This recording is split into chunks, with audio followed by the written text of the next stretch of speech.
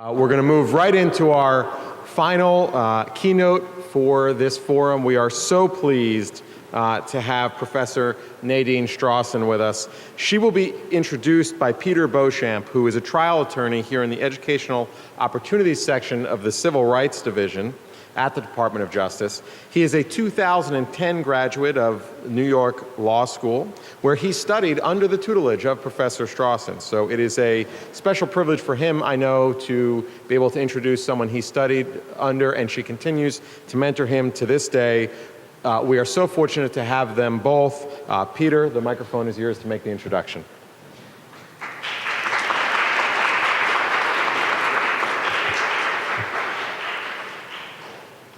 Thank you very much, Mr. Acting Associate Attorney General, and good afternoon, ladies and gentlemen.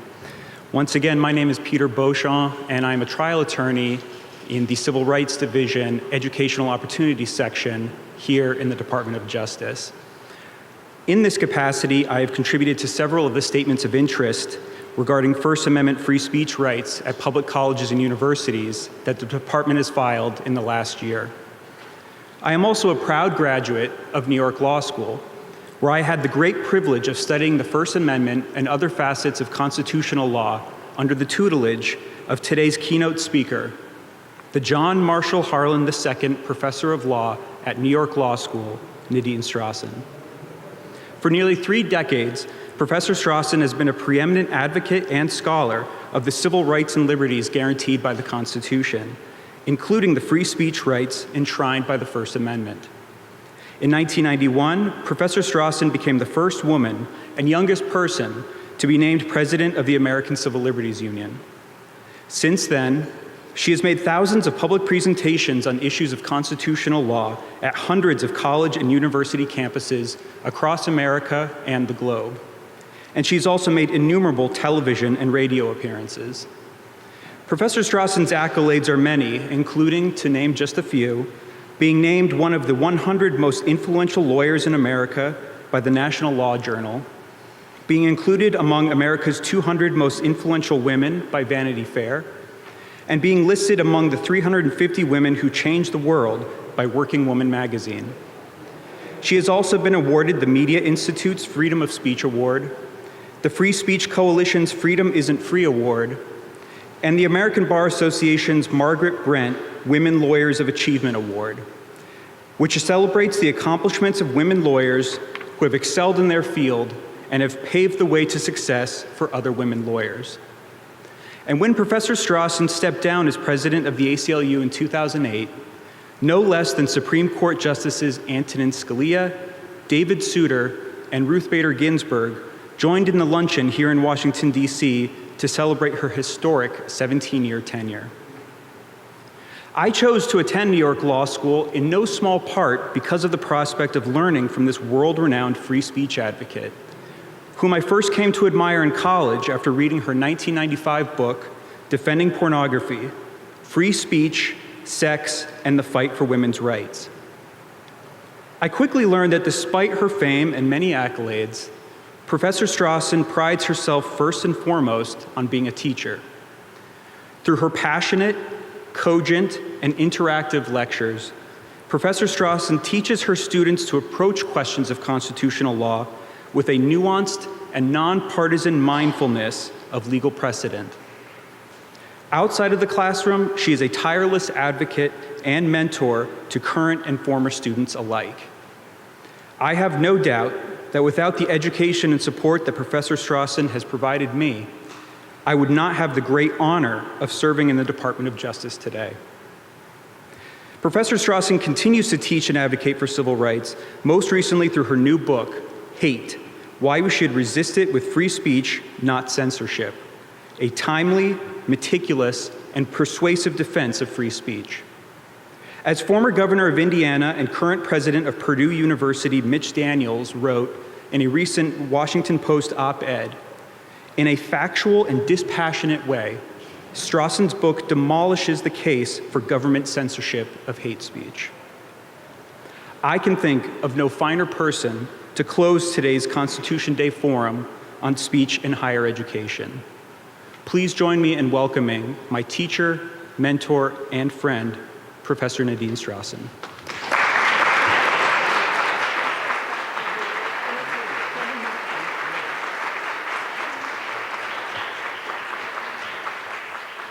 Thank you to the audience for that warm welcome, and thank you to Peter for that gracious introduction.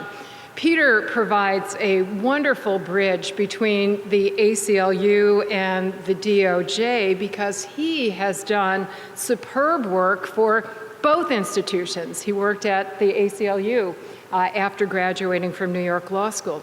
And that joint connection has been the case for many other terrific lawyers who have been on the ACLU staff and then moved to the DOJ, or sometimes vice versa. And that illustrates an important motif that is going to run through my remarks today as it runs through all of my writing and speaking. And that is this, that despite very strong disagreements among all of us, opinionated, engaged people in this country, we are all united by our core national ideals, which we certainly have never achieved in reality, but which we are all striving to achieve, namely liberty and justice for all. On this Constitution Day, let me quote the late, great Justice William Brennan. When journalist Nat Hentoff asked Brennan what he hoped to achieve on the Supreme Court, Brennan gave an answer that all of us can echo. I'm confident that we all share this goal, despite some deep disagreements about how to reach the goal, namely, to make the words of the Constitution leap off the pages and into people's lives. I'm honored to address this important forum. I've been thrilled at the Justice Department's prioritizing of campus free speech cases during the past year, especially given Attorney General Sessions' pledges that the department would neutrally defend such speech, regardless of the views it conveys. He stressed this point today. He stressed this point in his very first public speech announcing the DOJ's Campus Free Speech Initiative almost exactly 1 year ago. He observed that recent crackdowns on speech cross creeds, races, issues, and religions. And he repeatedly has invoked the civil rights movement and Martin Luther King Jr., both last year and again today, to demonstrate that censorship inevitably disproportionately silences members of minority groups and advocates of their rights. This morning, the Attorney General quoted not only Martin Luther King, but also Abraham Lincoln and Susan B. Anthony. And consistent with that observation, last September, Attorney General Sessions made the following pledge, which I found very inspiring. We will protect students' free expression from whatever end of the political spectrum it may come. Now, that commitment, of course, comports with the famous statement attributed to Voltaire, I may disagree with what you say, but I will defend to the death your right to say it. And that commitment also comports with the ACLU's ongoing defense of freedom, even for speech that is antithetical to our own civil liberties ideals, including in a current case right here in the District of Columbia. We have sued DC's Metro Transit System for censoring Milo Yiannopoulos, among others. Now, I have read complaints from some civil rights activists that Attorney General Sessions and other Justice Department officials have not, in fact, done the counterpart, have not publicly opposed campus suppression of expression by pro-civil rights activists or other non-conservative perspectives. So I was very heartened this morning, first by Jesse's opening remarks, in which he strongly criticized a couple campuses for suppressing liberal speech, including liberal speech that is particularly dear to my heart, namely at the College of William and Mary, where my ACLU colleague, the executive director of the ACLU of Virginia, was shouted down and disrupted. And likewise, I was heartened when John Gore spoke, and he gave yet another example of strong criticism of campus where a liberal, in fact, a socialist message was suppressed on Joliet Junior College. So I hope that that kind of nonpartisan, ideologically neutral criticism of suppression of speech with any message, including a liberal one, including a pro-civil liberties and pro-civil rights one, will continue. Unfortunately, there are ample instances of such suppression. I'd like to cite just one recent example. Rutgers history professor Jim Livingston. His satirical social media posts, which critiqued gentrification and critiqued white privilege, were punished essentially as racist hate speech. Fortunately, free speech and academic freedom groups have rallied to Livingston's defense, including FIRE, the Foundation for Individual Rights in Education, from whom we have heard today, the AAUP, the American Association of University Professors, because this is a matter of academic freedom as well as free speech. And to his credit, in response to these critiques, Rutgers president commendably reopened the case recently. So I think this demonstrates, in fact, FIRE's work certainly consistently demonstrates that if people, including the very powerful and influential people in the Department of Justice, simply raise your voices, use your bully pulpits, we don't even have to go to court to often bring about positive changes in protecting all human rights on campus, including freedom of speech. Now, consistent with the ACLU's staunch nonpartisanship, I also want to draw a comparison contrast with the Obama administration on this issue.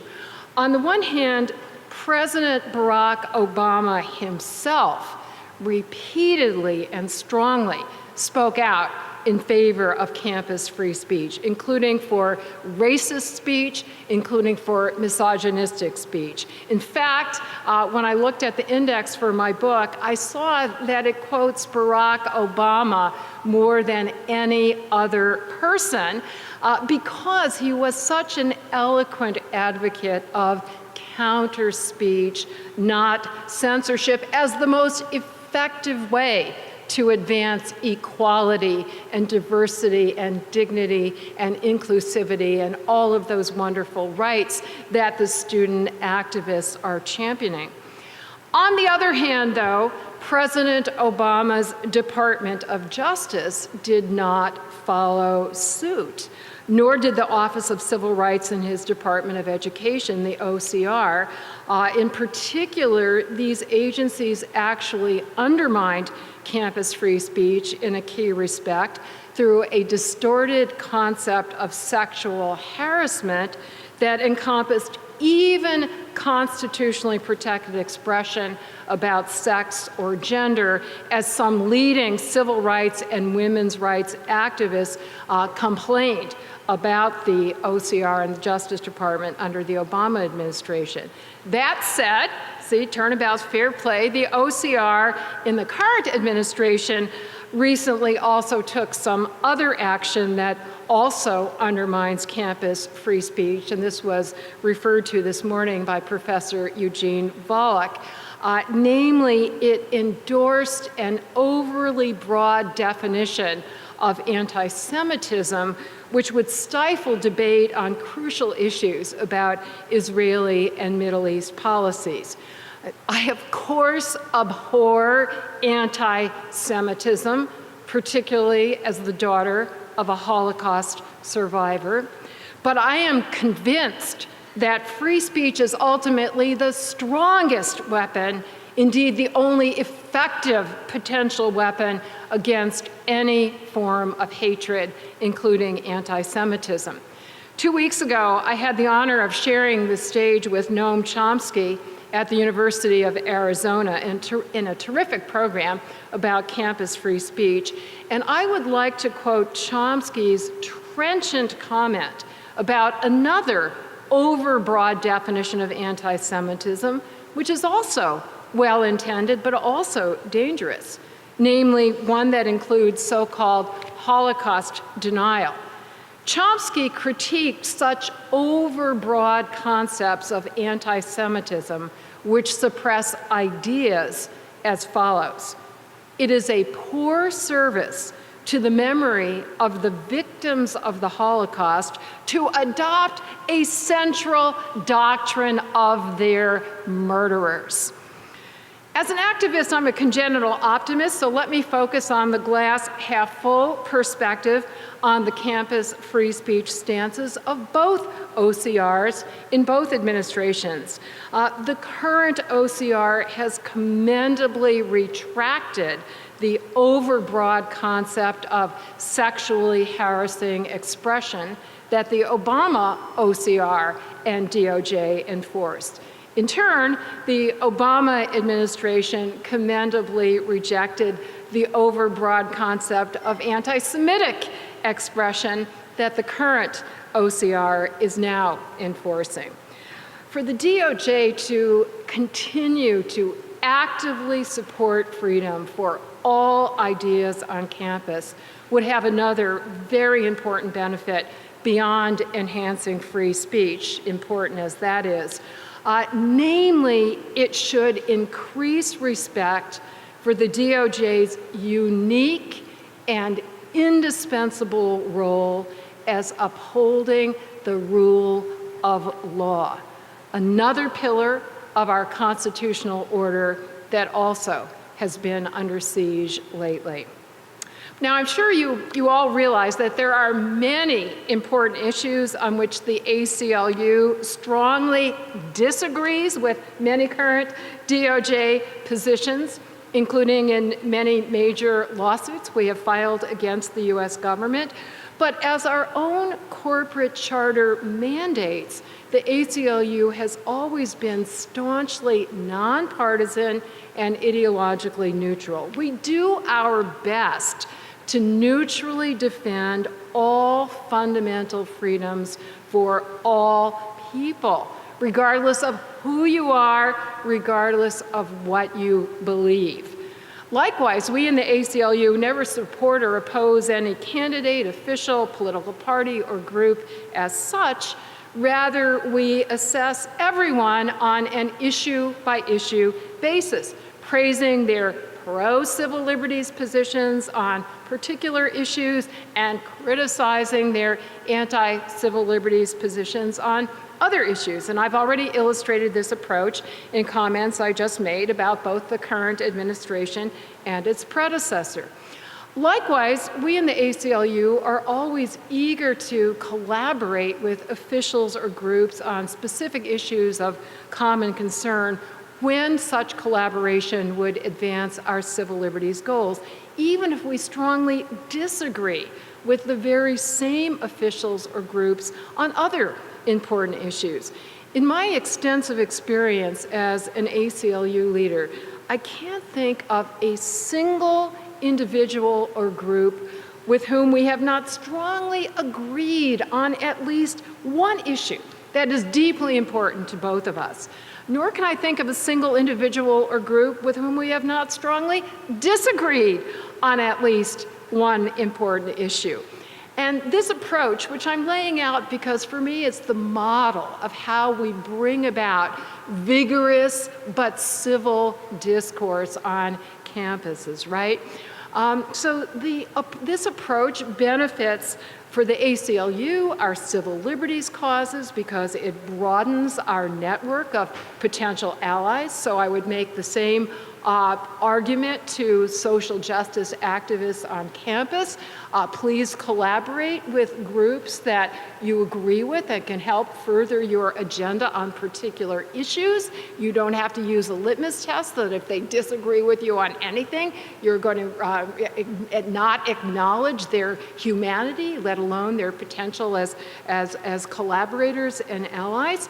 You will advance your causes, your cherished causes, by having that issue-by-issue approach. But even beyond the causes, just from an individual, human, personal level, this approach is so beneficial.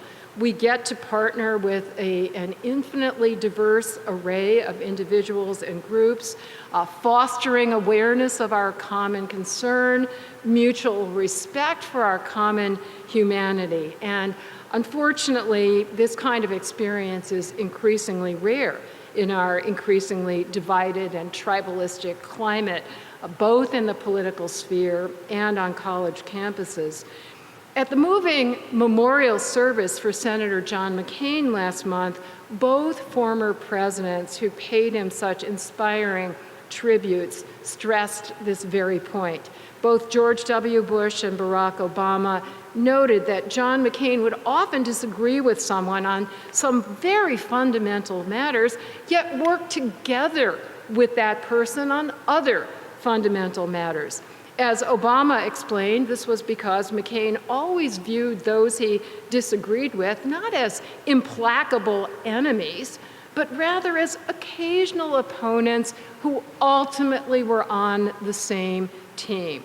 As McCain himself put it in his farewell letter to all of us, we are 325 million opinionated, vociferous individuals. We argue and compete and sometimes even vilify each other in our raucous public debates. But we have always had so much more in common with each other than in disagreement. If only we remember that and give each other the benefit of the presumption that we all love our country. We will get through these challenging times. We will come through them stronger than before. We always do. This collaborative spirit, stressing what unites us rather than what divides us, this spirit inspires my hopes for an improved campus free speech culture.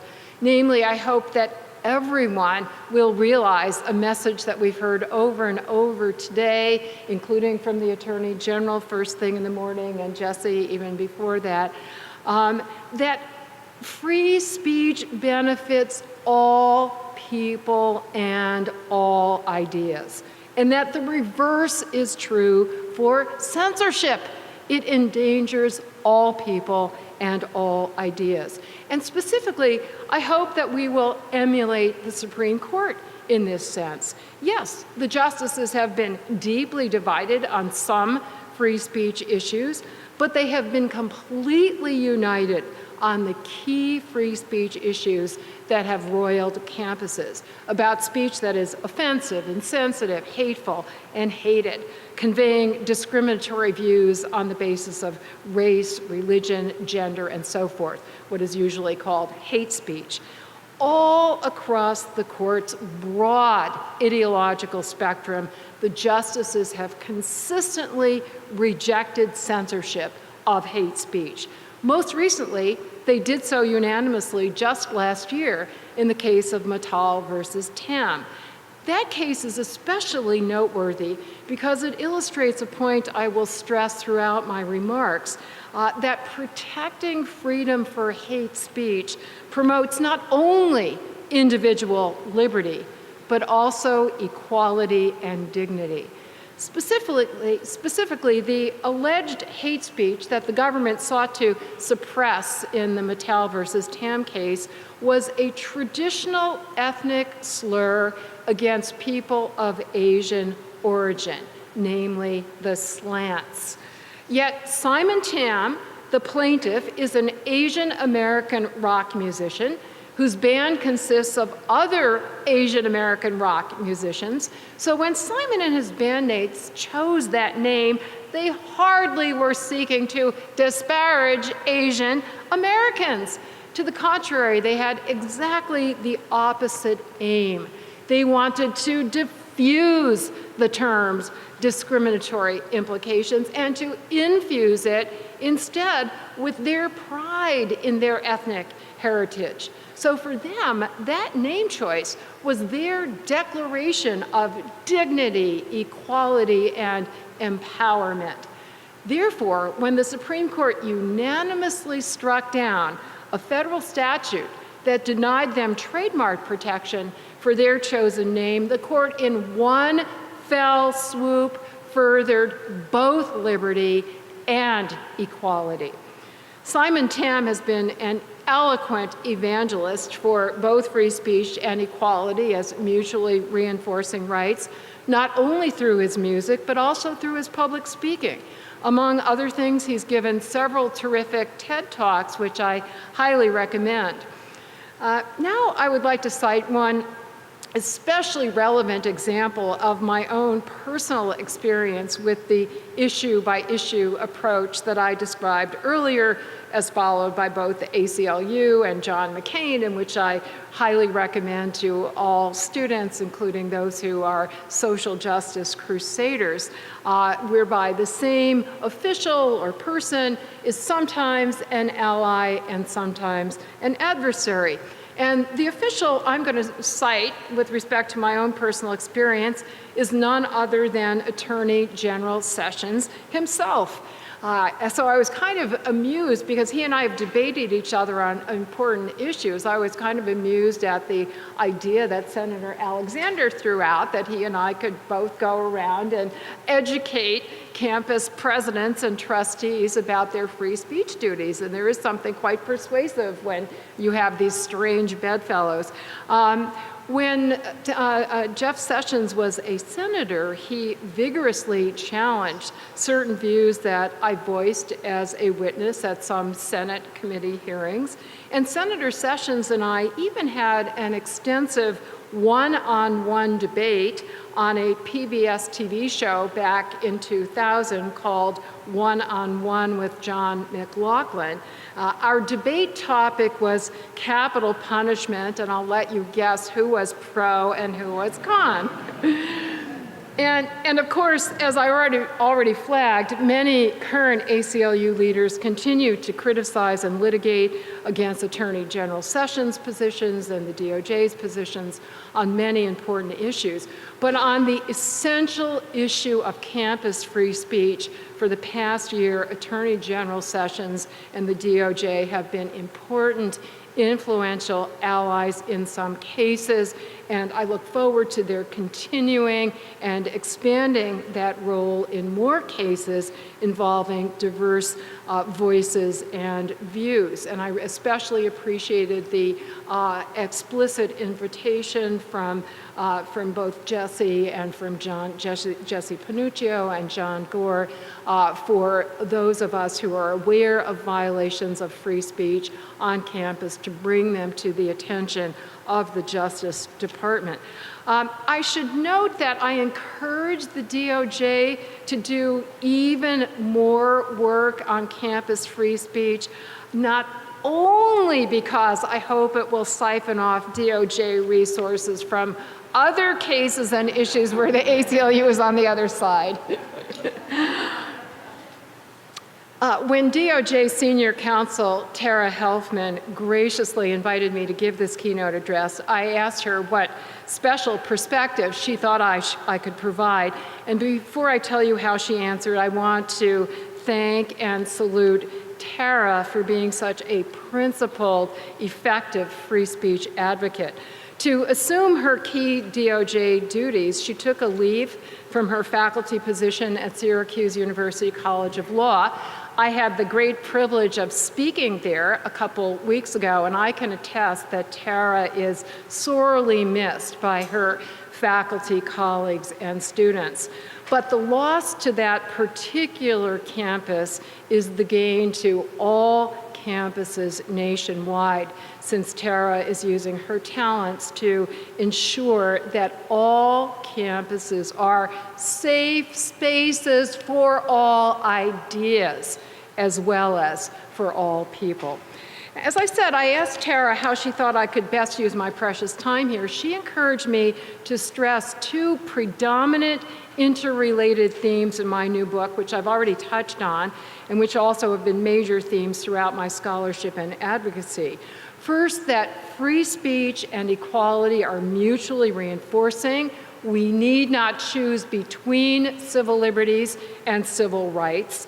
That theme was illustrated by the Supreme Court's unanimous decision in Mattel versus Tam last year, as I already explained.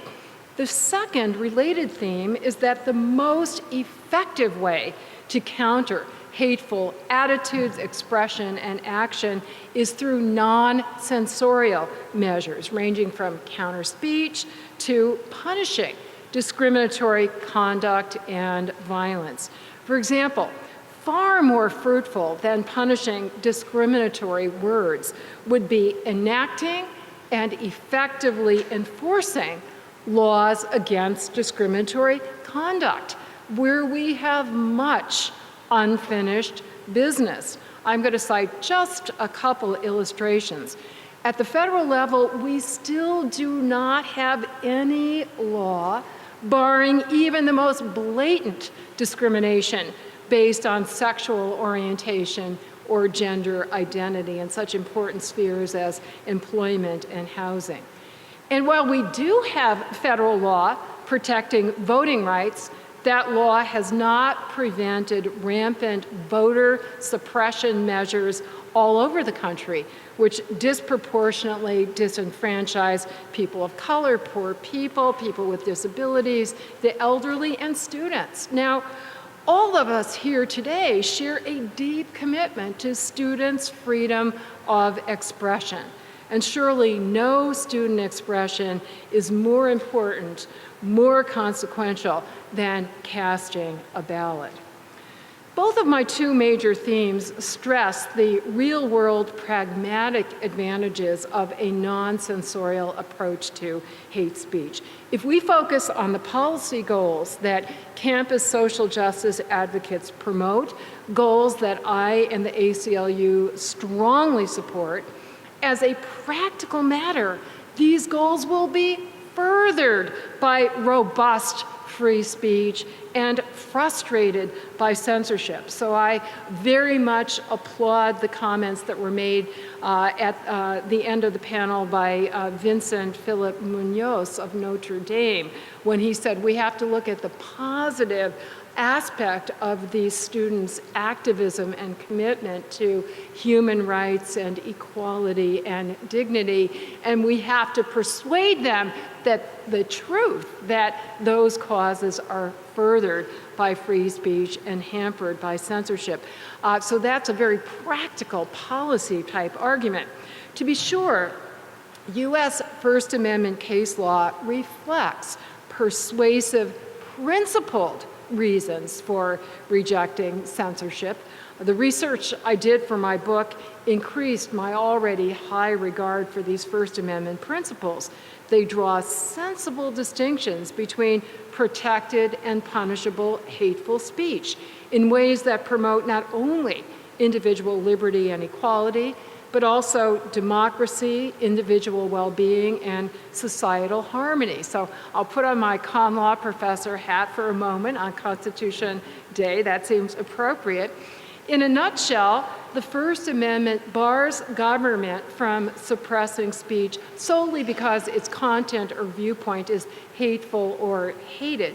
The answer to speech whose ideas we hate is not suppression, but counter-speech. And that is a term that we use broadly to encompass a literally infinite range of ways that we can exercise our free speech rights to counter the potential adverse impacts of hateful speech. And these include dispelling disinformation, refuting discriminatory ideas, proactively educating in accurate information and inclusive ideas, expressing support for disparaged individuals and groups, non-disruptively protesting, and apologizing for an unwittingly insensitive, offensive remark.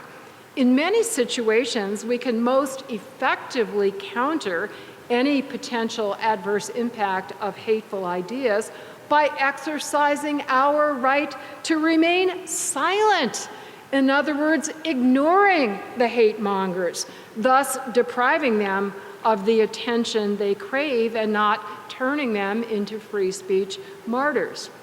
So although the First Amendment does not let government suppress speech just because its content is hateful or hated, in contrast, the First Amendment does let government suppress speech with such content, or for that matter, any content, in a particular context where it directly causes certain specific, imminent, serious harm.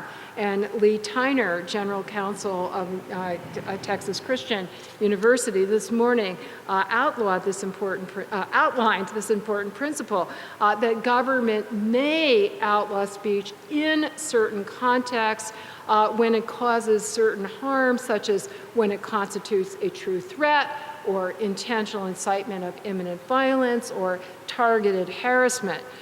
Moreover, government may impose heightened penalties on criminal conduct, such as assaults or vandalism, when the perpetrator targets a victim for discriminatory reasons. And the evidence that victims were selected for discriminatory reasons often consists of hateful expression uttered in the course of the crime.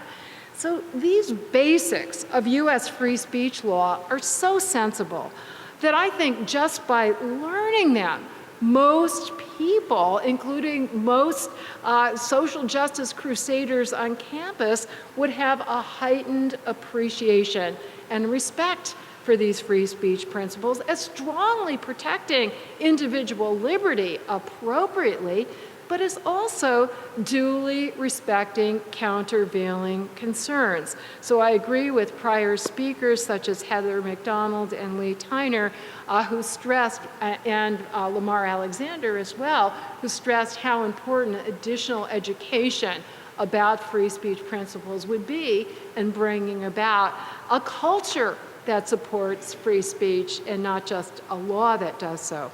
Beyond the sound principles that First Amendment law reflects, as I said, that law is also sound from a purely pragmatic or policy perspective. Moreover, non-censorial strategies, including counter-speech, turn out to be more effective than censorship in advancing all the goals that are just claimed or assumed to be furthered by censorship, but have never been shown to actually be advanced in reality. Again, equality, dignity, diversity, inclusivity, psychological well-being, and societal harmony. These are all benefits that proponents of censoring hate speech simply claim will come from such censorship. However, the actual record is to the contrary, and that is a major reason why crusaders for racial justice, for all kinds of equal justice causes throughout U.S. history have always been strong warriors for freedom of speech, including Frederick Douglass, one of whose eloquent quotes on point was cited this morning by Heather McDonald, and I was so pleased to see his portrait in a very important hall in this building where some of us had lunch today, right across from the President of the United States and the United States Attorney General.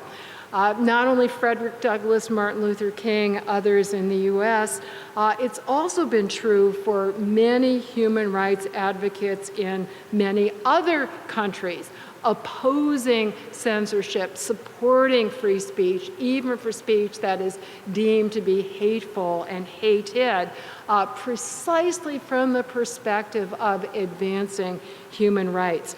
Having observed the actual operation of hate speech laws in their own countries, these experts, and these include experts from the United Nations and other international and regional human rights agencies, many of them have endorsed the US approach. For example, in 2015, the European Commission Against Racism and Intolerance concluded that counter-speech and other non-censorial measures are much more likely than censorship to prove effective in ultimately eradicating hateful speech and conduct. Much more likely. President Obama repeatedly told campus activists that they should support free speech specifically because it is essential to promote their social justice causes. In his words, being an activist involves hearing the other side and engaging in dialogue because that's how change happens. He explained that the civil rights movement succeeded because the leadership consistently sought to understand the views of their opponents, even views that were appalling to them. He urged students to have an argument with those whose views they reject, telling them that you shouldn't silence anyone by saying, "I'm too sensitive to hear what you have to say." Now, Obama acknowledged that it could be especially burdensome to disparaged people to answer back, but he encouraged this as an essential, empowering step toward the social justice reforms that they champion. My book quotes many other minority group leaders, activists, and educators to the same effect. Let me now share just two of my favorite such quotes. One comes from Van Jones, the progressive African-American activist and commentator. Addressing campus social justice warriors, he said, "I don't want you to be safe ideologically. I don't want you to be safe emotionally. I want you to be strong.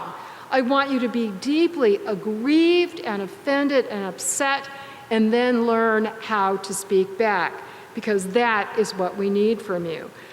Second, I'd like to share the bracing words of Ruth Simmons, who was Brown University's president from 2001 to 2012, the first African-American president of any Ivy League university and Brown's first female president.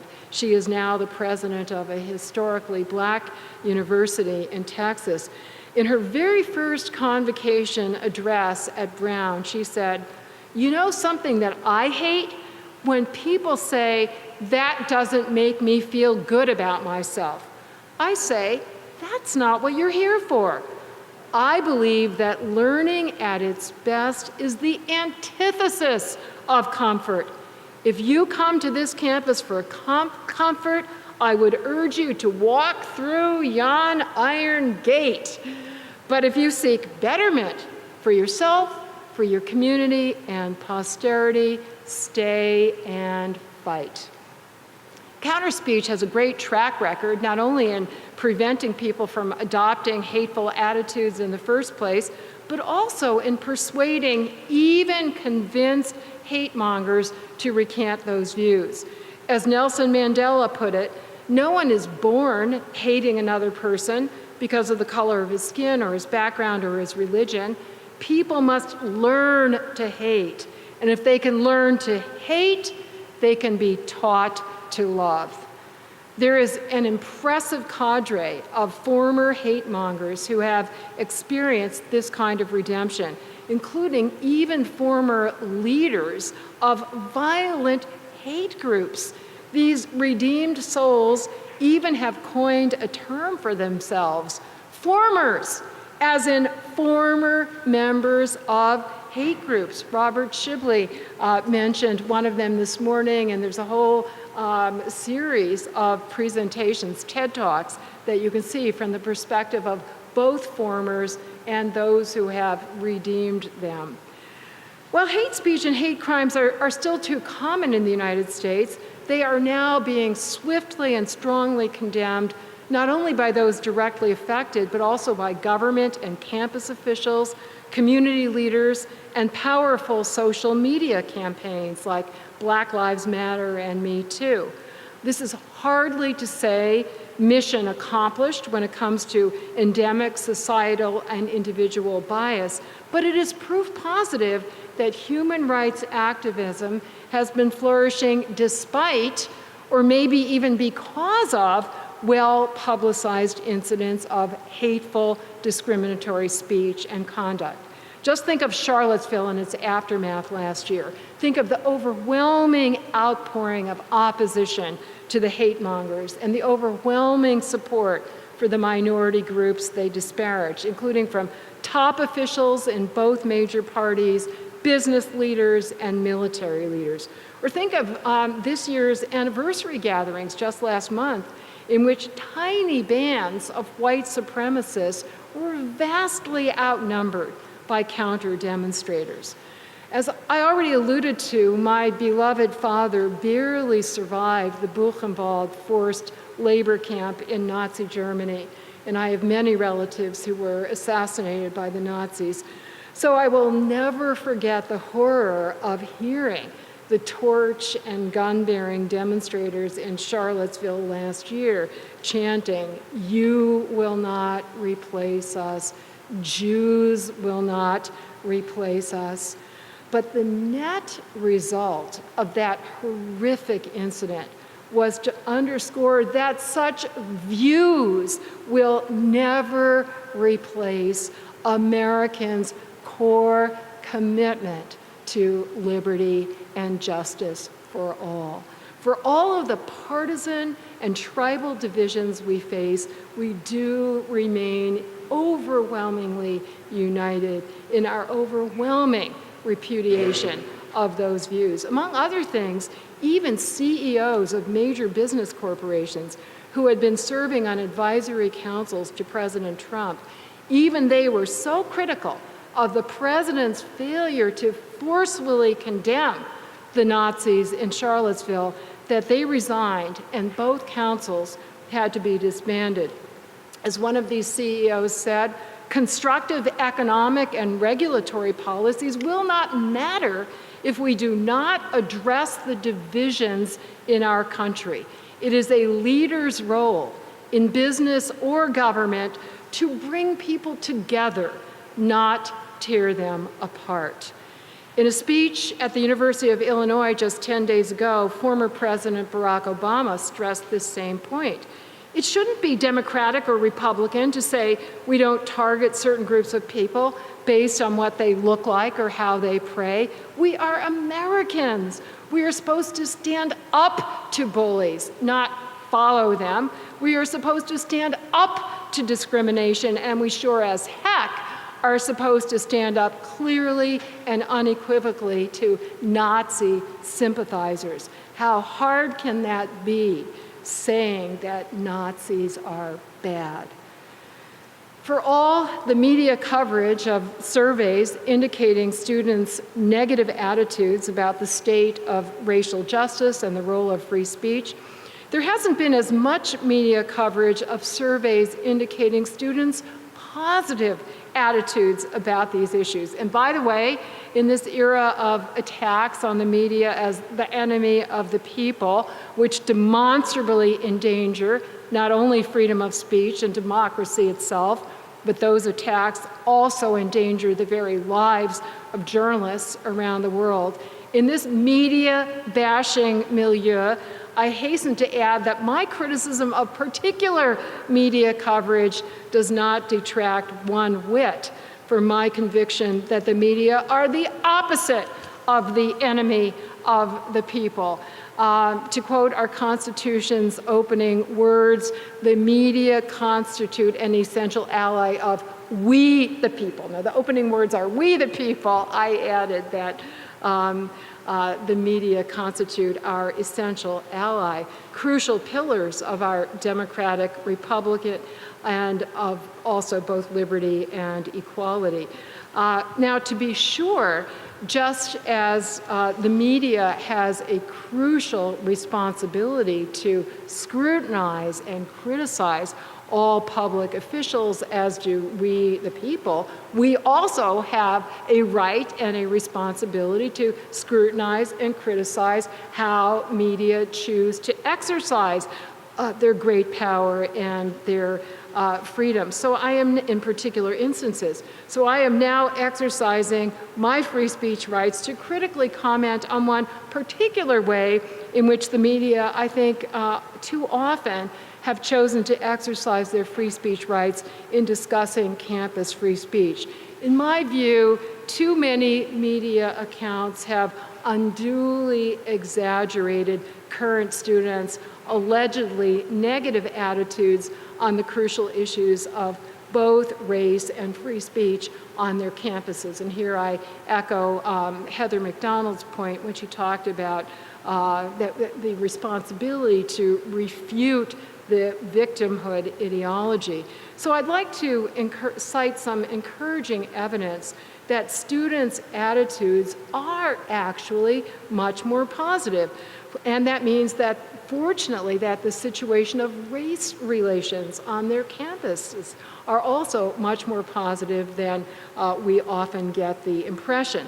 For example, in a 2016 Gallup Night survey, nearly 3/4 of students described the racial climate on their campus as excellent or good. And especially noteworthy, these positive attitudes were shared by large majorities of minority students. So again, the racial climate on their campus, excellent or good, that was agreed to by 75% of Latino students, 70% of Asian students, and 62% of Black students. Encouraging results were also reported by BuzzFeed News last September in what it called the first comprehensive survey of hate speech at higher education institutions since the 2016 election. To be sure, that survey confirmed 154 hate speech incidents at 120 campuses around the country. I do have to note that even one such incident would be one too many, but we do have somewhere around at least 5,000 campuses, so it could be a lot worse. In any event, BuzzFeed concluded that colleges typically responded to these bias incidents quickly and to the satisfaction of their students. In nearly every case, university presidents sent off mass emails condemning the hate speech. Most encouragingly, minority students are increasingly raising their voices and being taken seriously. That development has been hailed by Sean Harper, who is director of the University of Southern California's Race and Equity Center. He describes it as an unmuting of Black collegians. In contrast, hate speech laws in other comparable countries too often mute members of minority groups and their advocates. That's a major reason why so many human rights advocates in other countries are urging abandoning a censorship of hate speech and moving in the direction of the United States. For example, the UN Committee on the Elimination of Racial Discrimination recently complained that hate speech laws have been used to the detriment of minority groups and threaten to curtail expressions of protest at injustice, social discontent, or opposition. So in short, hate speech laws are the worst of both worlds. They do stifle opponents of discrimination, but they do not stifle discrimination. On that latter point, I'd like to quote French human rights lawyer Agnès Calamar, who is director of the Global Freedom of Expression program at Columbia University. She noted that European countries with strict hate speech laws recently have been ravaged by intolerance and increasing inequality, as well as rising levels of violence and hate. In conclusion, having gone beyond the theoretical justifications that are asserted for censoring hate speech to examine how such censorship actually operates, I am more convinced than ever of the harms that censorship causes. Likewise, I'm more convinced than ever of the benefits that will continue to flow from our increasingly vigorous counterspeech, including from the Department of Justice and from other non-censorial countermeasures. I note these positive steps not to suggest that we should rest on our laurels, but rather for exactly the opposite reason, to rev up our resolve to continue fighting for all of the important goals at stake: liberty, equality, democracy, individual well-being, and societal harmony. The progress we have made on these essential goals has flowed from speech, not from censorship. So we should feel encouraged to stay the course, working together despite disagreements on other issues. I know all of us here are bound in this common cause.